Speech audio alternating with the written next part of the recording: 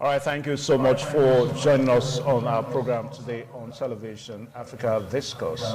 My name is Evan Sunokogi, and of course, today's edition is going to be the last one for this month of November 2023, and is a good one to know that what has been going on for quite some time now, talking about the need for nations in East Africa to come together, happened a few days ago. We're talking about Somalia. Somalia is a very proud country today because a few days ago we saw the country joining the East Africa community. We have various economic blocs in Africa.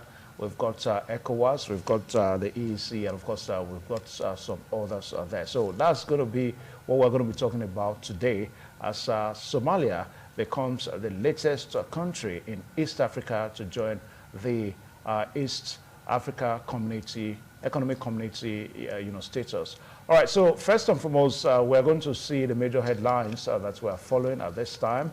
Then, of course, we get to introduce our guests, and we just start of the discussion this afternoon. All right, so some of the major headlines that we have today. The first one, we've got Sierra Leone government says calm has been restored after armed clashes. That has to do with picture one, where we have the headline as Sierra Leone government says calm has been restored after armed clashes. Then we also have Morocco. The picture two now, Morocco pro-Palestinian rally held in Casablanca. That happened a few hours ago in Casablanca. Headline, we headline two, where we have Morocco pro-Palestinian rally held in Casablanca. And that's, we're told that happened only just about a few hours ago. So you can see when it breaks, we can ensure that we'll let you see as is happening all around the world. So we saw that that happened a few hours ago in Morocco. Morocco pro-Palestinian rally held in Casablanca. That happened only a few hours ago. Then also for headline three, we have South Africa withdraws 2027 Women's World Cup bid. And that is also something that just happened about 3 hours ago. So you can also see that now South Africa withdraws 2027 Women's World Cup bid, and that came in 3 hours ago. Then also we have officially Somalia joins EAC officially. That's Somalia officially joins EAC trade bloc officially. You can see the president of Somalia there, talking about Hassan Ahmadu. That's the name now with that big smile. Somalia officially joins East Africa trade bloc, and we're going to be talking about that on the program today. Then we have UK's top courts rejects a plan to deport asylum seekers to Rwanda as unlawful. Now, I think about some few years ago, that made some major headlines whereby asylum seekers were deported from UK to Rwanda, and lots of reactions that we saw that trailed that. All right, so UK's top court rejects plan to deport asylum seekers to Rwanda as unlawful. Big headline there that we are following at this time. All right, so as we set the motion for the discussion today, talking about Somalia, one country that has been riddled with the armed jihadist movement, and of course underdevelopment. If you talk about nations on the continent of Africa, nations that needs to be developed upon, Somalia is one of the countries. All right, so before now, we had about 7 countries that had to form that bloc. Talking about Burundi, we had Democratic Republic of Congo, we had Kenya, we had Rwanda, we have South Sudan, Tanzania, and of course Uganda. So before now, we only had about 7 countries that were the members of EAC. EAC stands for the Eastern African Economic Communities. So we had 7 members of them. So with the introduction of Somalia now, so we now have 8 members of the EAC. So what benefits is Somalia is going to be benefiting from being a member of this bloc? And of course, what are the fears, what are the concerns of other countries That is what we are going to be looking at today on the program as we continue on. Now, we'll just read out a little excerpt before we get to join our guest. Now, Somalia has joined the East African community in a move to intend to boost economic growth in the country following 3 decades of war. And of course, the Somalian President Hassan Sheikh Mohamadu said joining the regional trade bloc is a beacon of hope. With this development, Somalia becomes the 8th member of this bloc. And also, we are told that Somalia has a population of about 17 million people.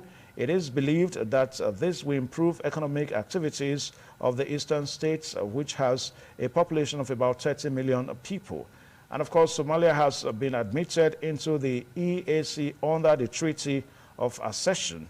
And the outgoing chair of the EAC, talking about the Burundian president, Evariste Ndiyishimiye, said at the summit of at the bloc in Tanzania. That was about a few days ago. All right, so let's quickly see the Kenyan president now, talking about William Ruto in Tanzania a few days ago, where he was actually expressing his joy and, of course, his satisfaction with the way that Somalia has been admitted into the EAC bloc. Let's quickly see that video.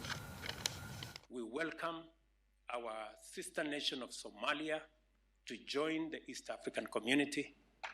We are looking forward to Ethiopia, Sudan, with all the challenges, to come on board so that we can build a stronger, bigger, and hopefully much prosperous region. The ability of people to move across borders makes it possible for trade in goods and services, facilitating wealth creation and socio-economic development. To the extent, therefore, that we are committed to socio-economic transformation and regional integration, we are equally irreversibly invested in human mobility. It is not possible for us to have a conversation about regional integration. It is difficult for us to have a conversation about Africa Continental Free Trade Area and trade without a conversation about human mobility. It takes people, ideas, opportunities to connect countries and to connect regions. We welcome. All right, thank you so much. That's William Ruto, the president of Kenya, whereby he really expressed his satisfaction that the joining of Somalia to the EAC is going to mean a robust economic strength for the Eastern African continent. All right, so let's get to meet our guest on the show today, who's going to be joining us virtually on the program as we go on the program. Yes, hello, good afternoon. Good afternoon, my brother. All right, so we are privileged to have you this afternoon on the show. Honorable Desmond Ugbo, a one-time boss of the local government council and an astute political analyst. You're welcome to the program. Hello. Hello. All right, so we'll just see how we reestablish contact with that. So I was talking about, the reason why these countries, when they come together, it is obviously for a reason. We saw when Niger experienced a coup, we saw how Nigerian government had to, take the lead in trying to bring back a respite to that country. So that's one of some of the benefits, one of the major benefits, if you like now, that happens when we have countries coming together under a certain block. So we have also the EAC now. All right, so we have our guest. All right, so hello, good afternoon. Good afternoon. All right, nice to have you on the program. Thank you, my brother. It's my pleasure joining you this afternoon. Okay. All right, so we want to know your immediate response. Somalia now has joined the EAC, bringing the number of the EAC to 8. Would you want to say that is a blessing for the EAC, or it poses some kind of threat for the EAC now, going by what people are saying, going by the jihadist movement that has pervaded Somalia for quite some time now? Well, the admission of Somalia as members of the EAC is both a blessing and a threat, owing to the issue of Al-Shabaab activities, who have been terrorizing the country for quite some time, since 2006. It is very clear and safe to speak that for the people of Somalia, it's a blessing and it's a very big gain since the admission of that country into the East Africa Community Trade Bloc. Just as Democratic Republic of Congo was admitted on the 11th of July 2022 via a virtual head of state summit chaired by President Uhuru Kenyatta of Kenya. And officially, they became a member, the seventh member of the East Africa Council community. Now, looking at it, there are lots for the countries to gain. But just to say that the Somalia as a country has about 17.6 million population. But unfortunately, not all are resident in Somalia. Just like you can find some countries whose population are spread across the globe. Because the gains here to an average Somalia is that even the business class are happy that they will overcome the long odds to stay afloat in businesses, which will bring a fresh injection of risk-tolerant entrepreneurs into the trade bloc and boost exchange across the large Somalia diaspora. And they also will gain a lot by making sure that it will be simpler for the large Somalia diaspora living across Africa to access financial services and products. Since one of the trade treaty that binds the East Africa community is that they are guided by free movement of goods and people, labor, services, and capital from one partner state to another, as well as the right of establishment and resident within without any restriction. They can reside within the trade bloc's membership. And you can also deduce the fact that even the gains, to some extent, will outweigh the threats, or rather the challenges they will face as well. This is because we know that the people at the region are worrying. All the 7 member states have recently been characterized by serious human rights abuses and injustice. Several of the EAC's government have failed to hold security forces to account for serious crimes, including torture, extrajudicial killings, and enforced disappearance. And it has also been a concern that the Al-Qaeda linked Al-Shabaab has waged a brutal insurgency against the Mogadishu government since 2006. And some officials have voiced concerns that the EAC integration could ease the movement of militia and contraband across the region. And that is the reason why Kenya postponed plans earlier this year to reopen its border with Somalia after more than decades of closure due to a surge in attacks in northern Kenya by suspected Al-Shabaab fighters. All these are one of those apprehension on the part of onlookers. But looking at it, ordinarily you will see that the EAC, they have a challenge.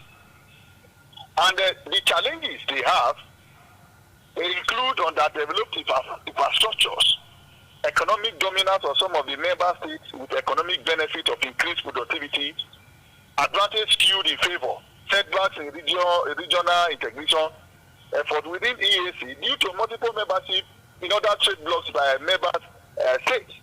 So it will interest you to note that this set of people, the 7 members of this EAC, are like birds of the same feather, because this far eastern part of the Africa sub-region appears to be relating together in all areas of sectorial indices. Okay. Now, the reason why yeah, you see that majority of the Somali are not resident in Somalia. Yeah, Honorable, let me pause you.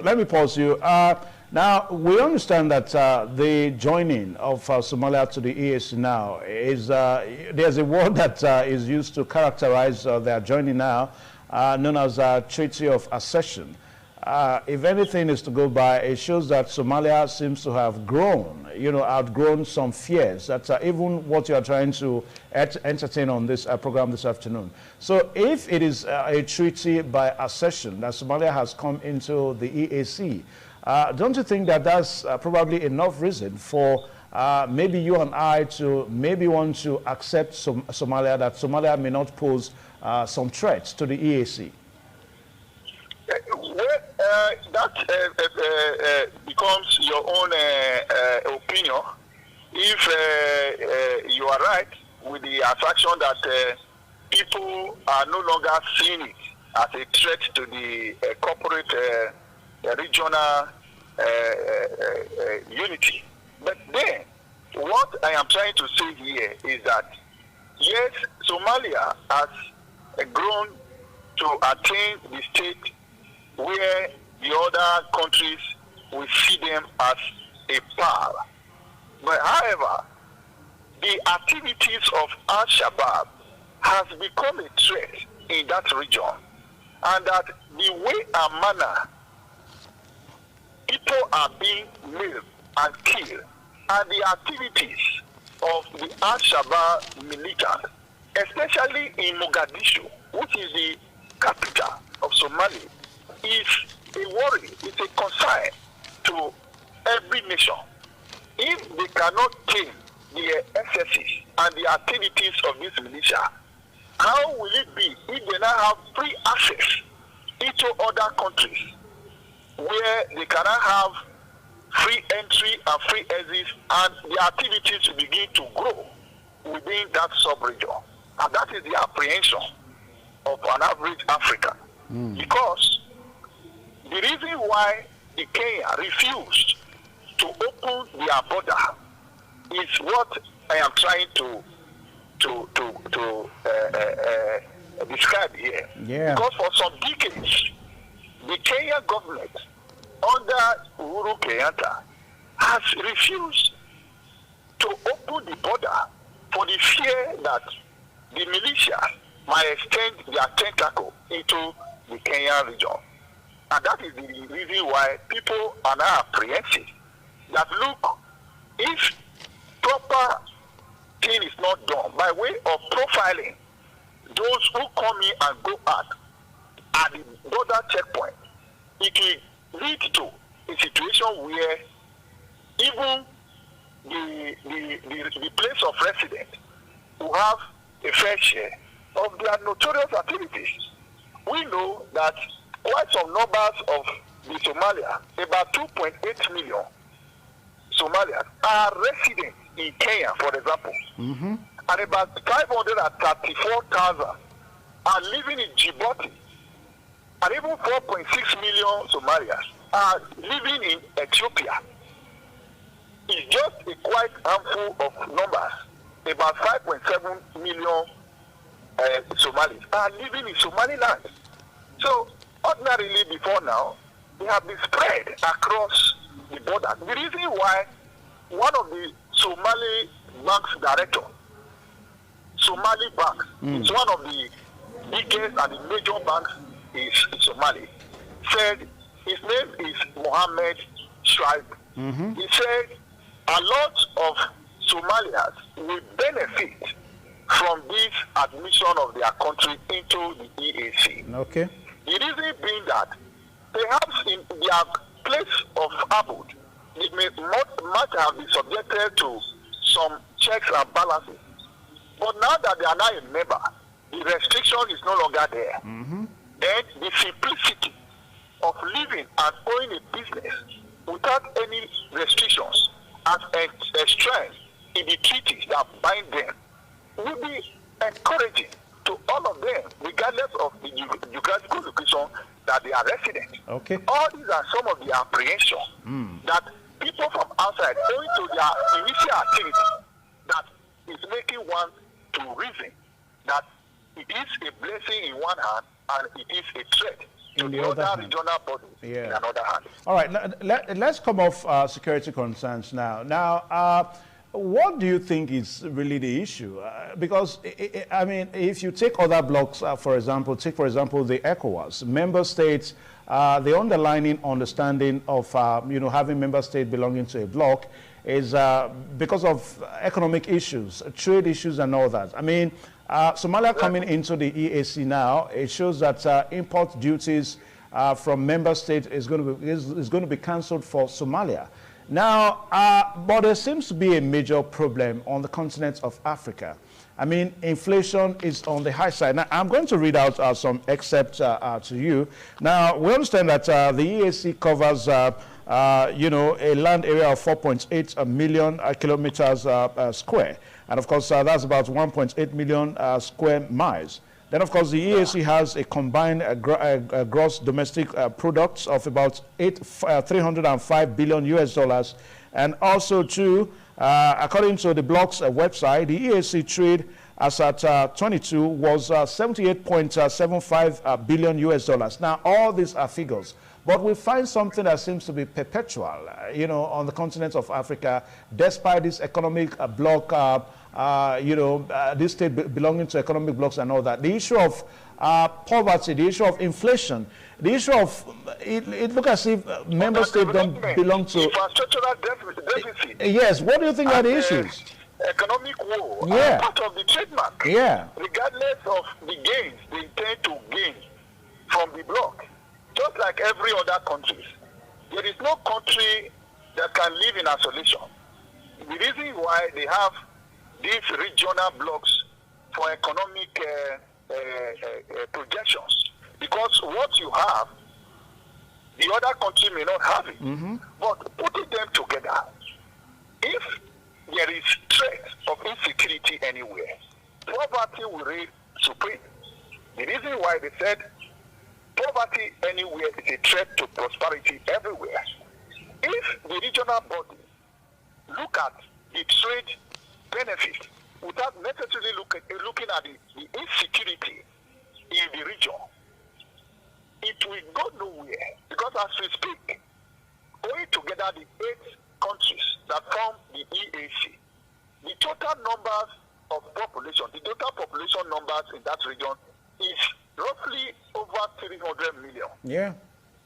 And if the trade benefit cannot take care of the population in that country, then it becomes an exercise in futility. What is the essence of coming together for the mutual benefit of the country by way of ensuring that infrastructures are provided for the country's economic prospects are for the good of the people, and yet what is currently being practiced is a far cry from that reality. So it becomes a white elephant project or a white goose chase. Okay. So what the country, the head of the country should do at this point in time is to first and foremost come together and look at the security threat in that region. Beautiful. Now, Honorable, we are going to pause you now. Yeah, Honorable, we are going to pause you. We'll just pause our guest there because we have, some break that we have to, observe now. So we'll be right back. Don't forget the program is Africa Discourse. Please stay tuned.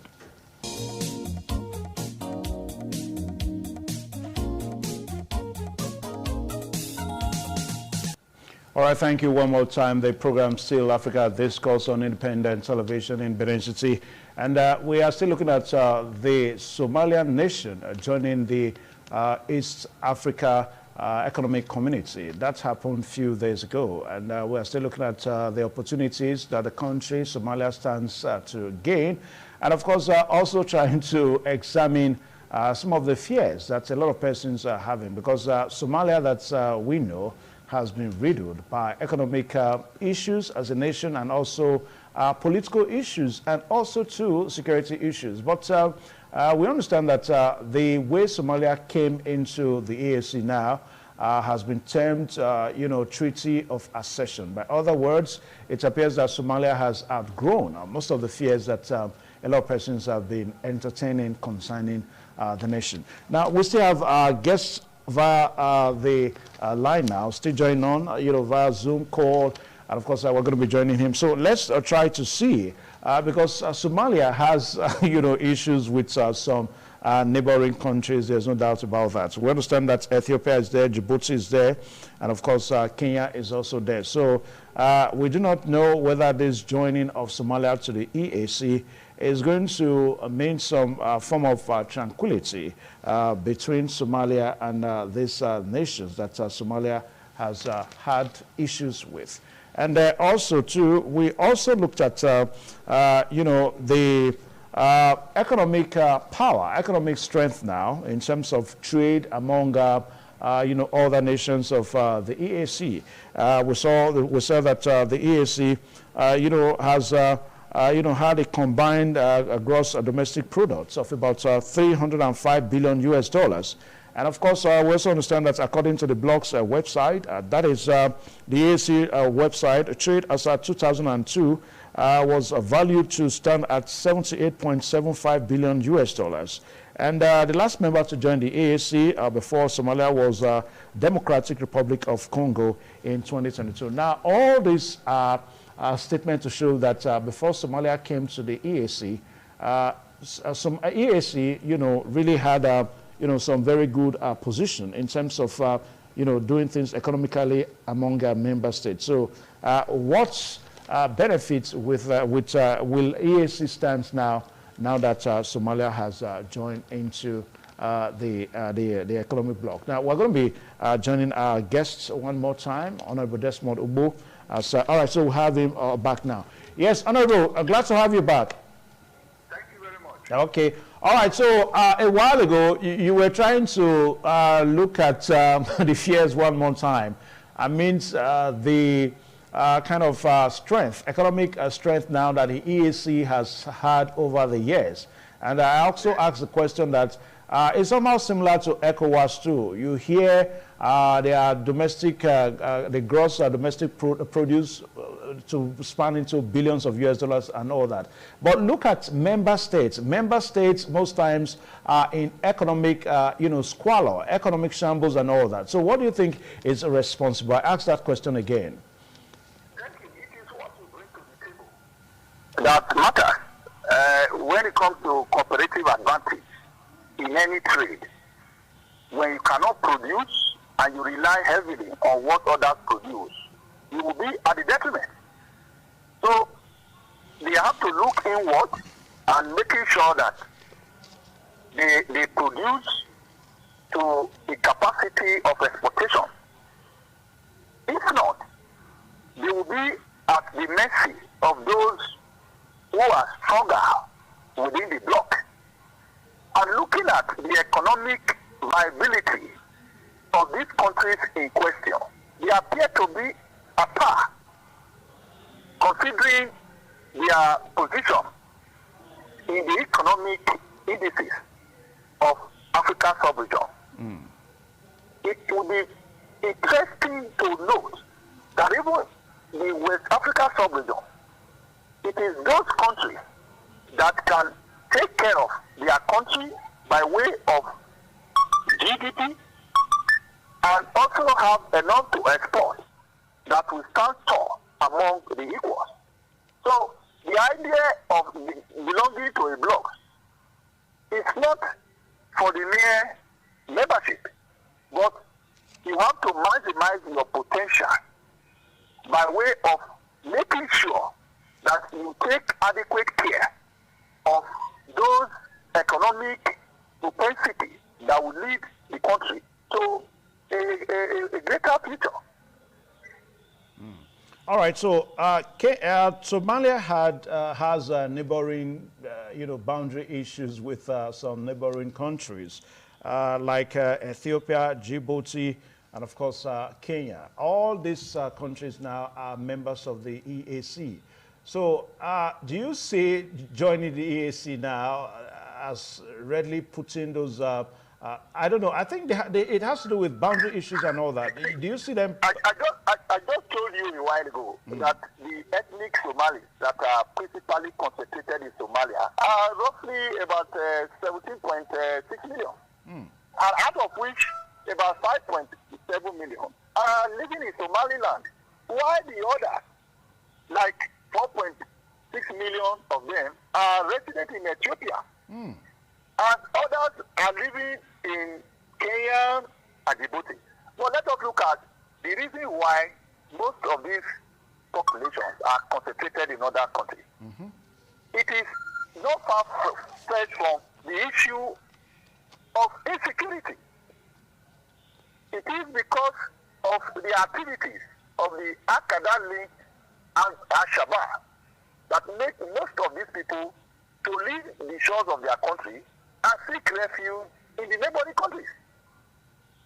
And this issue of insecurity is still prevailing.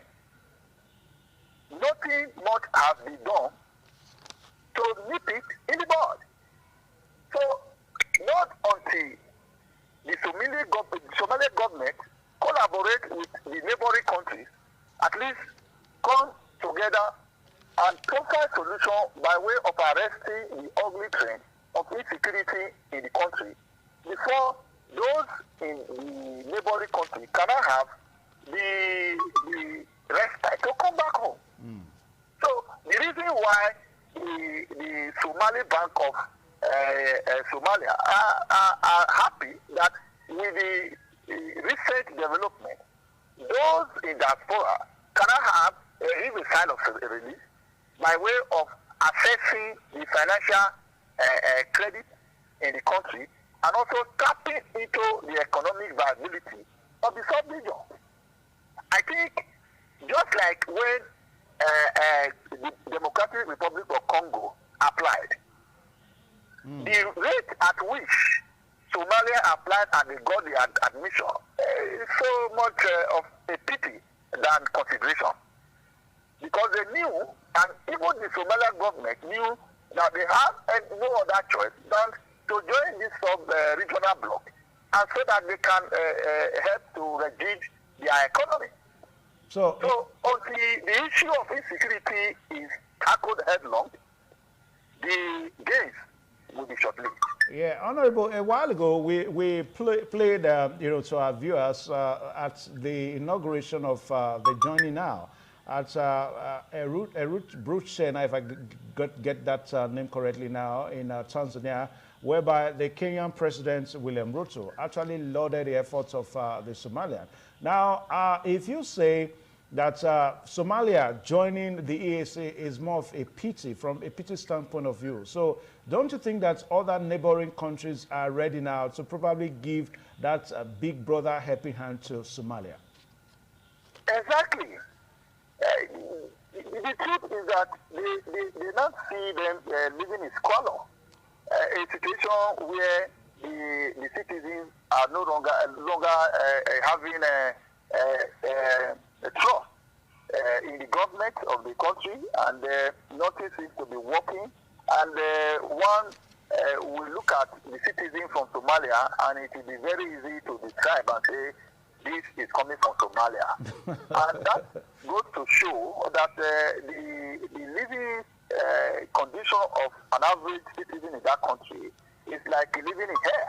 So we should call on other African countries to extend hands of assistance to them, because what are we brothers for?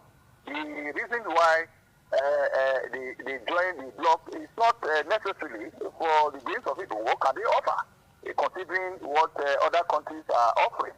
So I think it's one of a kind of a pity than coming with something on the table. They have nothing to offer for now. So of Africa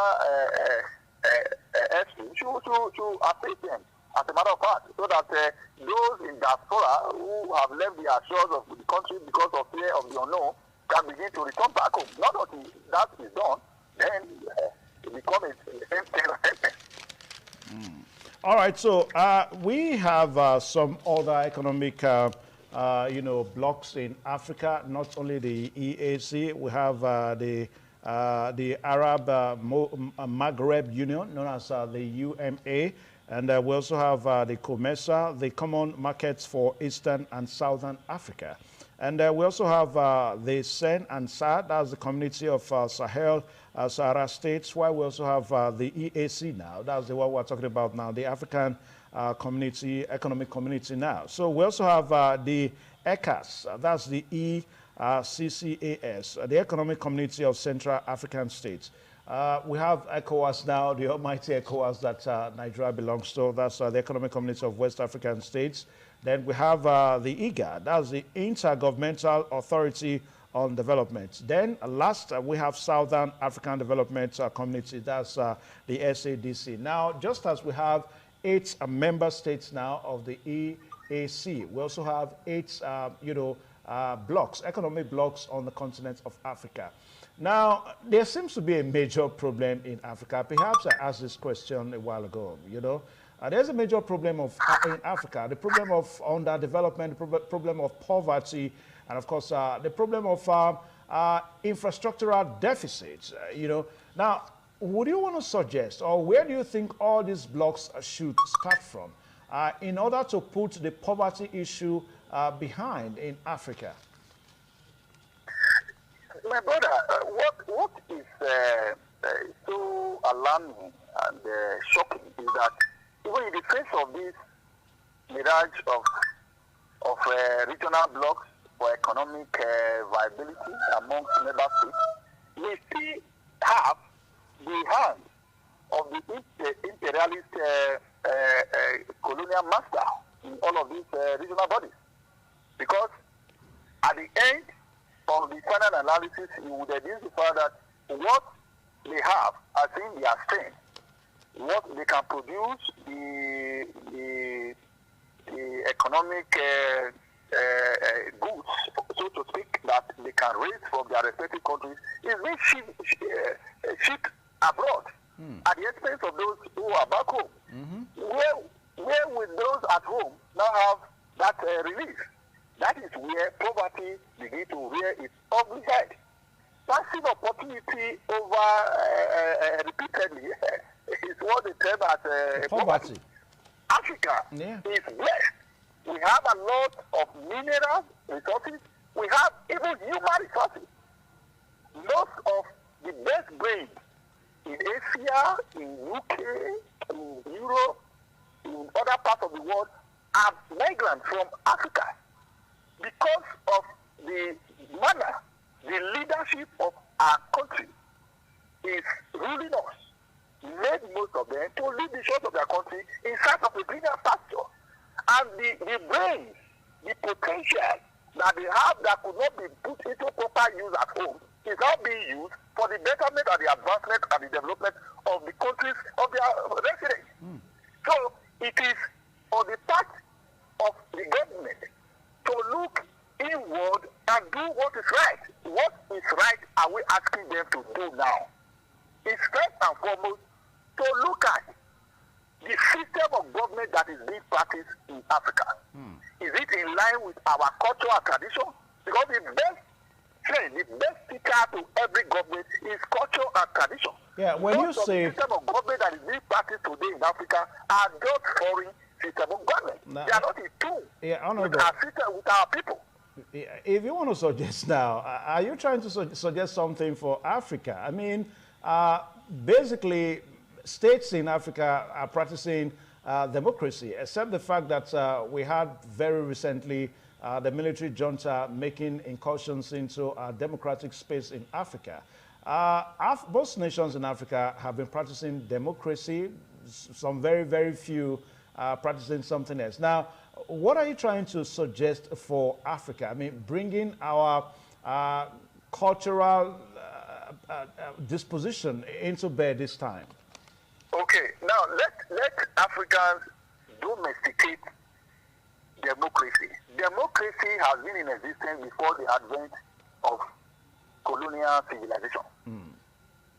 In our respective community, we have a way of ruling our people, of organizing our community. A system where what does not belong to you, you peradventure you take it, you know the consequence. But since the advent of democracy in Western coloration, people now have the effrontery to do things because they are shielded by the instrumentality of that foreign democracy.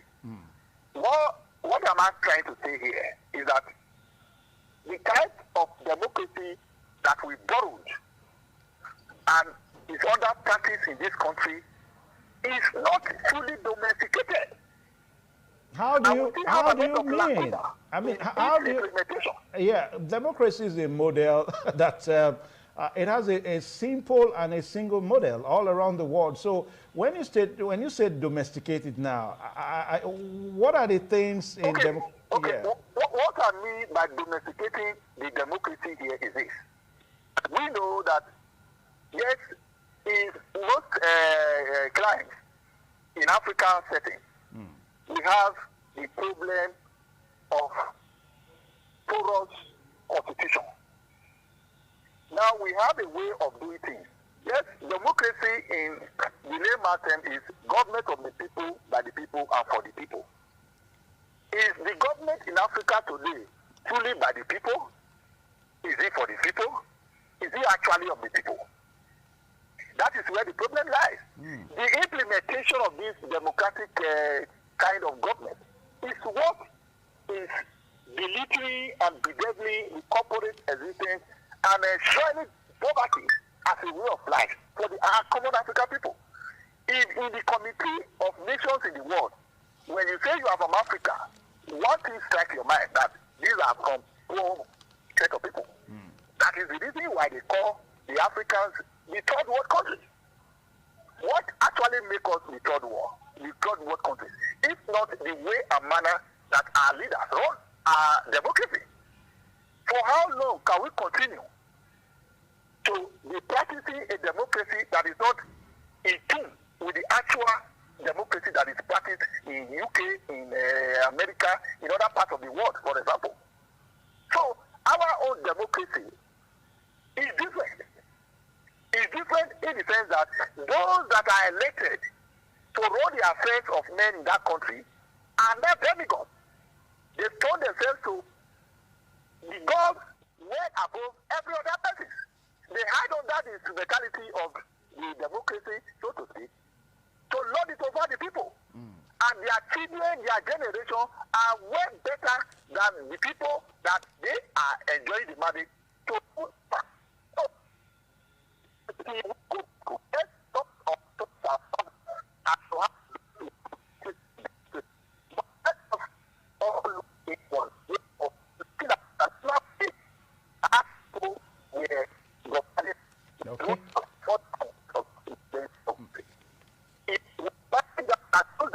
Okay, I think we're beginning to have some disconnection there. Perhaps we may have to reconnect back to Honorable Desmond Ugbo now so that we can have him better on the program. The program is Africa Discourse now. As we begin to round up, we're trying to get back to Honorable Desmond Ugbo now. We're beginning to have some disjointed, all right, so Honorable, we have you back on the line now. Yes, hello, Honorable. Thank you. All right. All right, just as we begin to commence our descent now let's look at what happened recently in ECOWAS, a situation whereby Niger was taken over by the military junta. And ECOWAS as a bloc now, interfering, let me use that word now, because a lot of persons, a lot of analysts were not so comfortable with the position of ECOWAS. Now, what Niger had was purely a political issue.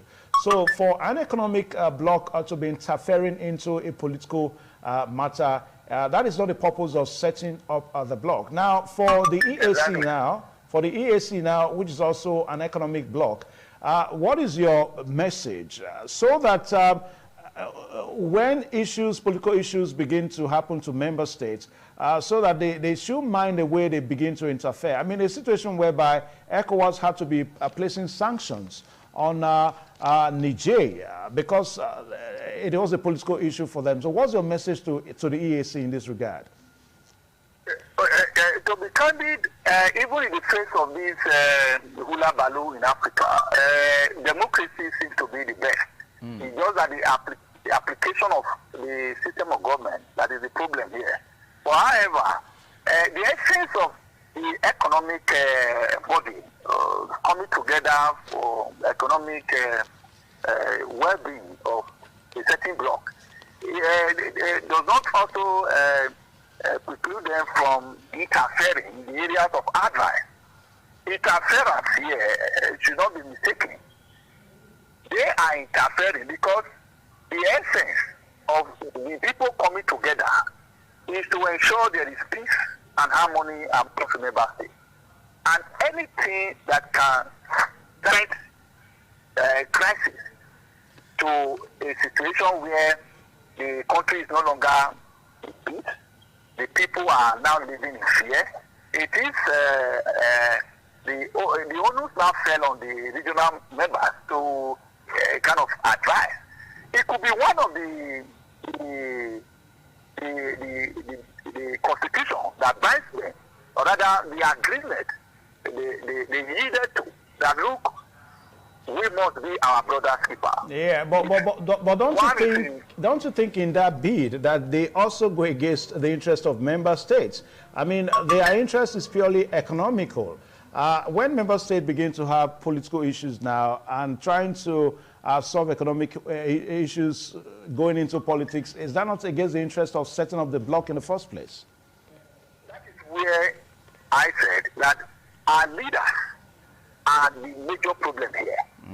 If the leader, for example, of Niger Republic has led well, led the people well, without promising and failing, the juntas would have come up to take over power, undermining that the action is condemnable. But in other claims, one should adhere strictly to the tenets of, or rather the oath of your office.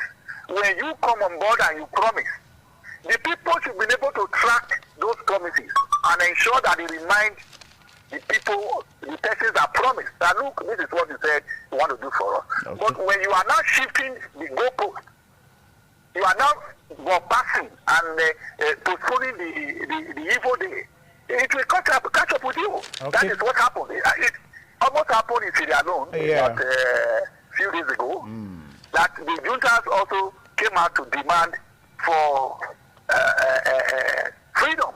Well, let me tell you, it is not the right of the military to take over power.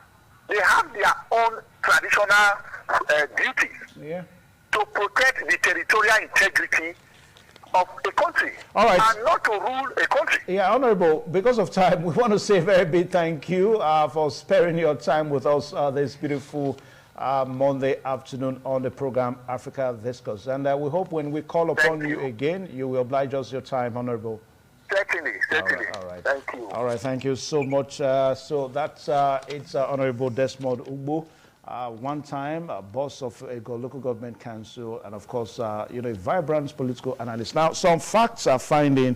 Some funny facts that we have on this program today about Somalia is that the EAC, talking about the EAC now, established the common markets in 2010, excluding Somalia, because of the issues that Somalia has been going through, political issues, unsteady government interest and all that, and of course security issues. So Somalia has not been able to join the EAC. And we also understand that the EAC covers a land area of 4.8 million square kilometers. That's about 1.8 million square miles.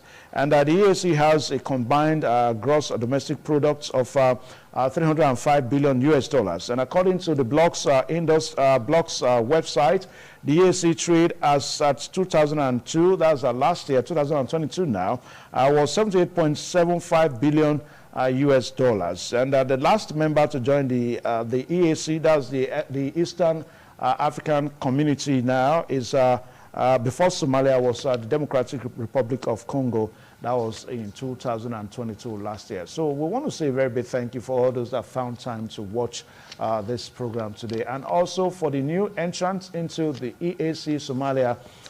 We hope that this joining of the EAC now is going to bring some form of respite to that country. I remember, some years ago when you mentioned Somalia as a nation, then the picture that comes to your mind is some very hungry-looking people. As a matter of fact, we saw lots of cartoons those days, whereby if you really want to cartoon hunger, characterize hunger in Africa, then Somalia comes to mind. But all that is since changing now, as the narrative has placed Somalia. So until same time next week on this same program, Africa Discourse, my name is Evan Sunukuge. Thanking you for watching. Goodbye and God bless you.